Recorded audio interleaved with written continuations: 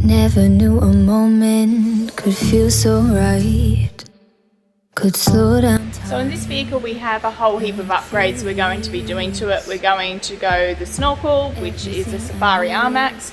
We're also doing a GPM upgrade, so the 3800s. We're doing Black Hawk up control arms and Airbag Man airbags in the rear for towing and a lot better comfort and drivability. Because this customer is towing, we are also doing the Stocklock lockup kit and an ECU tune. However, what we've just noticed lately is a lot of people are upgrading their snorkels and not knowing that their air filters are quite dirty. So this is coming out of this vehicle. Because we're doing a tune and all of these components, we're actually going to change this filter out as well.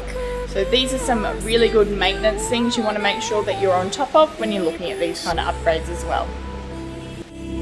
All that you are, 'cause tonight. And how could I forget?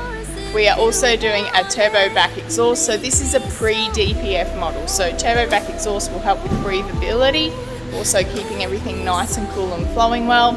If you have a DPF model, you can do a DPF back exhaust, but removing any emissions controls is illegal.